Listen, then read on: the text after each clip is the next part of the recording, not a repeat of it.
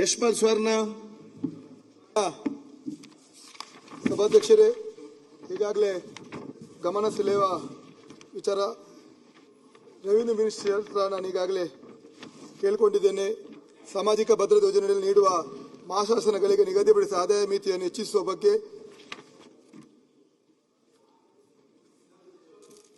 ಸಚಿವರು ಸನ್ಮಾನ್ಯ ಸಭಾಧ್ಯಕ್ಷರ ಉತ್ತರ ಒದಗಿಸಲಾಗಿದೆ. ಮಾನ್ಯ ಸಚಿವರೇ, ತಾವು ಈಗಾಗಲೇ ಉತ್ತರ ಒದಗಿಸಿದ್ದೀರಿ. ಈ ಮಾಸಾಶನ ಪಡೆಯುವಂತ ಫಲಾನುಭವಿಗಳಿಗೆ 32,000 ಆದಾಯ ಮಿತಿಯನ್ನು ನಿಗದಿಪಡಿಸಿತ್ತು. ಆದರೆ ಆ 32,000 ಆದಾಯ ಮಿತಿಯಲ್ಲಿ ಇವತ್ತು ಯಾರಿಗೂ ಕೂಡ ಅದರ ಪ್ರಯೋಜನವನ್ನು ಪಡೆಯಲಿಕ್ಕೆ ಆಗ್ತಿಲ್ಲ. ಯಾಕಂತ ಹೇಳಿದ್ರೆ, ಒಂದು ಕುಟುಂಬದಲ್ಲಿ ಒಬ್ಬ ರಿಕ್ಷಾ ಡ್ರೈವರ್ ಇದ್ರೂ ಕೂಡ ಕನಿಷ್ಠ 60,000 ರೂಪಾಯಿ ಅವನ ಆದಾಯ, ಅವನ ಮನೆಯಲ್ಲಿ ಯಾರಾದರೂ ಆದಾಯಕ್ಕೆ ಅರ್ಜಿಗೆ ಸಲ್ಲಿಸಿದಾಗ 60,000 ಇದ್ರೂ ಕೂಡ ಅದನ್ನು ಕೈ ಬಿಡುವಂತ ಒಂದು ಪರಿಸ್ಥಿತಿ. ಇವತ್ತು ಕನಿಷ್ಠ ವೇತನ ಸರ್ಕಾರ ನಿಗದಿಪಡಿಸಿದ ಕನಿಷ್ಠ ವೇತನದಲ್ಲಿ ಕೂಡ 370 ರೂಪಾಯಿ ಅಂತ ಉಂಟು. ಇವತ್ತು BPL ಕಾರ್ಡ್ನಲ್ಲಿ ಫಲಾನುಭವಿಗಳು ಅದರ ಪ್ರಯೋಜನ ಪಡಿಬೇಕಾದ್ರೆ 1,20,000ಕ್ಕೆ ಆದಾಯ ಮಿತಿ ಇದೆ. ಅದರಿಂದಾಗಿ 32,000ಕ್ಕೆ ಯಾವುದೂ ಕೂಡ ಅವರಿಗೆ ಕೈಗೆಟುಕುವಂತ ಸಂದರ್ಭ ಇಲ್ಲ, ಅದರಲ್ಲಿ ಏನು ಪ್ರಯೋಜನ ಇಲ್ಲ. ಅದರಿಂದಾಗಿ ಆ 32,000 ಮಿತಿಯನ್ನು ಈಗಾಗಲೇ BPLಗೆ 1,20,000 ಮಿತಿಯನ್ನು ನಾವು ಯಾವ ರೀತಿ ಮಾಡಿದ್ದೇವೆ ಅದನ್ನು 1,20,000ಕ್ಕೆ ಏರಿಸುವಂತದ್ದು ಮಾಡಬೇಕು. ಈಗಾಗಲೇ ನಮ್ಮ ಜಿಲ್ಲೆಯಲ್ಲಿ 29,000 ಜನ ಅದರಿಂದ ವಂಚಿತರಾಗಿದ್ದಾರೆ. ರಾಜ್ಯದಲ್ಲಿ 24 ಲಕ್ಷ ಜನರು ಆ ಒಂದು ಯೋಜನೆಯಿಂದ ವಂಚಿತರಾಗಿದ್ದಾರೆ. ಒಟ್ಟಾರೆ ಆ ಯೋಜನೆ ಕೇವಲ ಮಾಧ್ಯಮದಲ್ಲಿ ಪೇಪರಿಗೆ ಮಾತ್ರ ಸೀಮಿತವಾಗಿದೆ ಬಿಟ್ಟರೆ ಯಾವುದೇ ಒಬ್ಬ ಫಲಾನುಭವಿಗೆ ಅದರಿಂದ ಲಾಭ ಆಗ್ತಿಲ್ಲ. ಅದರಿಂದಾಗಿ ಆ 32,000 ಮಿತಿಯನ್ನು 1,20,000ಗೆ ಏರಿಸಿದ್ರೆ ಅದರಿಂದ ಸಂಬಂಧಪಟ್ಟವರಿಗೆ ಅದರ ಅನುಕೂಲವನ್ನು ಪಡೆಯಲಿಕ್ಕಾಗ್ತದೆ. ಅದರಿಂದಾಗಿ ಸನ್ಮಾನ್ಯ ಸಚಿವರು ಈ ಬಗ್ಗೆ ಒಂದು ವಿಶೇಷ ಪ್ರಯತ್ನ ಮಾಡಬೇಕು, ಅನುಕೂಲತೆಯನ್ನು ಮಾಡಬೇಕಂತ ಸಚಿವರ ಹತ್ರ, ಸಭಾಧ್ಯಕ್ಷರ ಹತ್ರ ನಾನು ಕೇಳಲಿಕ್ಕೆ ಬಯಸ್ತೇನೆ. ಸನ್ಮಾನ್ಯ ಸಭಾಧ್ಯಕ್ಷರೇ, ಸಾಮಾಜಿಕ ಭದ್ರತೆ ಯೋಜನೆ ಅತ್ಯಂತ ಕಡು ಬಡವರಿಗೆ ಇವತ್ತು ಕೊಡಲಾಗ್ತಾ ಇದೆ ಮತ್ತು 10ನೇ ಫೆಬ್ರವರಿ 2021ಕ್ಕೆ ಆದೇಶವನ್ನು ಈ ವಿಷಯದ ಬಗ್ಗೆ ಹೊರಡಿಸಲಾಗಿದೆ.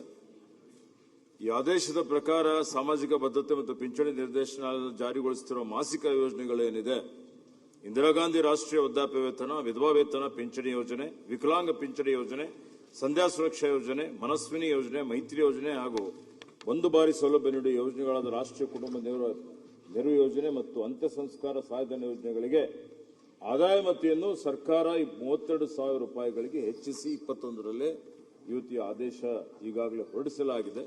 ಸದ್ಯಕ್ಕೆ ಇದನ್ನು ಪರಿಷ್ಕರಣೆ ಮಾಡುವಂತಹ ಯಾವುದೇ ರೀತಿಯ ಪ್ರಸ್ತಾವನೆ ಸರ್ಕಾರದ ಮುಂದಿಲ್ಲ.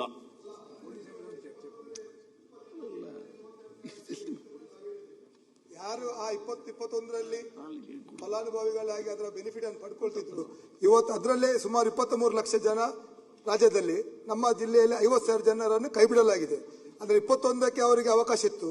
ಈಗ ಅದೇ 26ರಲ್ಲಿ ಅವಕಾಶ ಇಲ್ಲ ಅಂತ ಹೇಳಿದ್ರೆ ಸರ್ಕಾರ ಉದ್ದೇಶಪೂರ್ವಕವಾಗಿ ಆ ರೀತಿಯ ಕಾನೂನನ್ನು ಜಾರಿ ತಂದು ಒಟ್ಟಾರೆ ಅವರಿಗೆ ವ್ಯವಸ್ಥೆ ಅಡಿಯಲ್ಲಿ ಅವರನ್ನು ತರಬಾರದೆಂಬ ದೃಷ್ಟಿಯಲ್ಲಿ ಆ ಒಂದು ಯೋಜನೆ ಮಾಡುವಂತ ಜನರ ಒಂದು ಬೇಡಿಕೆ ಉಂಟು, ಅದನ್ನು ತರಬೇಕಂತ. ಅದರಿಂದಾಗಿ ನನ್ನ ವಿನಂತಿ ಮತ್ತೊಮ್ಮೆ ನಾನು ಸರ್ಕಾರದ ಗಮನಕ್ಕೆ ತರಲಿಕ್ಕೆ ಬಯಸ್ತೇನೆ. 32,000ದಿಂದ ಮಿನಿಮಮ್ 1,20,000ಕ್ಕೆ ಏರಿಸುವ ಮೂಲಕ 23 ಲಕ್ಷ ಜನ ರಾಜ್ಯದ ನಮ್ಮ ಜಿಲ್ಲೆ 50,000 ಜನರಿಗೆ ಅನುಕೂಲತೆಯನ್ನು ಮಾಡಿ ಕೊಡಬೇಕು. ಯಾಕಂದ್ರೆ ಇವತ್ತು 32,000 ಏನು ಕೂಡ ಕೈಗೆಟಾಕುದಿಲ್ಲ. ಅದು ಹೇಳಿದ್ರೆ ಅವಾಗ ನೀವು ಅಲ್ಲಲ್ಲ, ಏನಾದ್ರೆ ಅದರಲ್ಲಿ ಏನಾದ್ರೆ ತಿದ್ದುಪಡಿ ಮಾಡಬೇಕಂತ ವಿನಂತಿ ಮಾಡಿ. 32,000 ರೂಪಾಯಲ್ಲಿ ಏನು ಮಾಡ್ಲಿಕ್ಕೆ ಆಗುದಿಲ್ಲ. ಇವತ್ತು ಸರ್ಕಾರದ ಕನಿಷ್ಠ ವೇತನ 370 ಉಂಟು. 370 ಅಂತ ಹೇಳಿದ್ರೆ 10,500 ತಿಂಗಳಿಗೆ ಆಯ್ತು, ವರ್ಷಕ್ಕೆ ಆಯ್ತು.